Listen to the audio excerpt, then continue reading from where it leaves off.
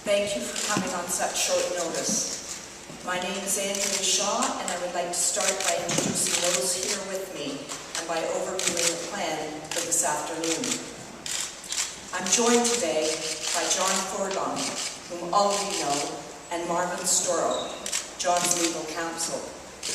In a few moments, both John and Marvin will provide you with a statement addressing an article published in the Georgia Straight today.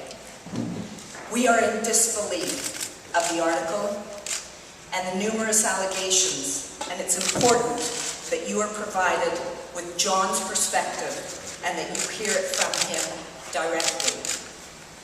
As I trust you can appreciate, there are possibly legal actions being under consideration, and as such, neither John Furlong nor Marvin Storrow are able to say more to you today beyond their prepared statements. As such, we are not in a position today to offer you a question and answer session, and I thank you very much in advance for cooperating on this. Both statements, however, are available here in hard copy and will be posted to johnfurlong.ca.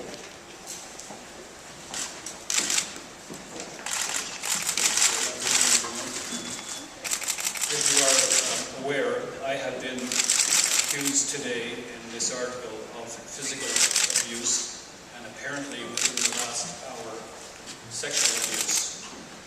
I want you to know that I categorically deny absolutely any wrongdoing, and I believe that the RCMP, in looking into this matter, will discredit the complaint entirely because it just didn't happen. Let me just say I am proud of the work I have done and the time I've spent in the North and across the country working with First Nations and Aboriginal communities. I have the honour of having 2 Aboriginal names given to me by Aboriginal groups for accomplishments we achieved together. I am also proud of the book Patriot Hearts, the story of my own journey, my experiences, and my personal recollections of those years.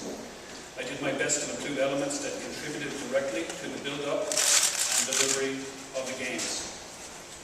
Given my background and experiences working side by side with First Nations leaders and communities, it was very troubling to read the recent article as it deals with very serious, unfounded allegations that are completely without merit. Because of the gravity of the situation, I encourage the police to continue to investigate the allegations, and especially how they were arrived at. Further, I am very disappointed, in spite of numerous written cautions, by the reporter's shocking lack of diligence in researching the article. As a result of inaccurate reporting, I feel that my character has been recklessly challenged, and I have no choice now but to proceed with legal action. It is also beyond all belief that the Georgia Straight newspaper did not place a single call to me to validate any of the elements of this story. Advancing this after more than 40 years, particularly when I have been in the public eye constantly for the past 14 years, is beyond me. Having experienced this reporter on many occasions in the past, this feels very much like a personal vendetta. And finally, let me just say, on the very first occasion that this was brought to my attention, prior to the Olympic Games, I was advised that for a payment, it could be made to go away. And as such, I reported the matter to the police. So why no mention of Burns Lake in my book? My time in Burns Lake was fairly brief and fairly uneventful. I went back to Ireland and came to Canada years later as a landed immigrant. However, I have friends in Burns Lake. I've been there many times. I have spoken there. I have visited the community with the First Nations delegation prior to the Olympics and brought the Olympic torch relay through the community, all without incident. There is much I could comment on and would love to, but as this issue is now with the police and the courts, I'm not in a position to provide further remarks.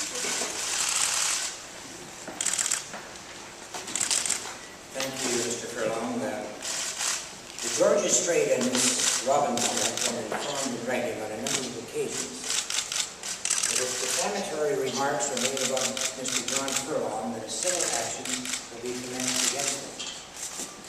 suggested in today's article that Mr. Furlong bypass period of his own picture in his book to avoid scrutiny are, we will be contending, entirely without any merit.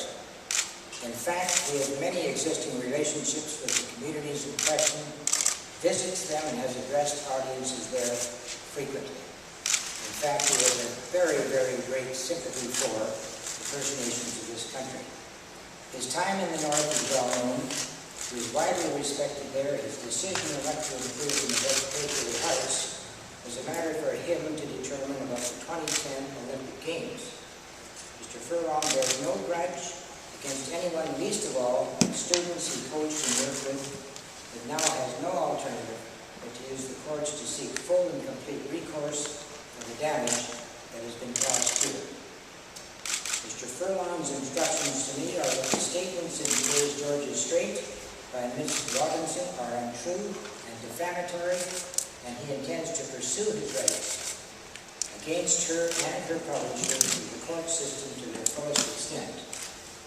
In a word, we are very curious about the motivation that exists in this matter. Thank you. Thank you, John and Marvin. Ladies and gentlemen, we know that you have questions you would like to ask, and again, thank you for your cooperation and understanding that due to the significant legal action that is being considered as a result of this article, we are not able to offer any opportunity for those questions. This concludes our media briefing today. If there should be any further comment or developments that we can share with you, I assure you we will. Thank you. Why did you make it weeks before the Olympics and was alleging that you... Mr. Furlong, did Ned Royce identify Siobhan, not your father?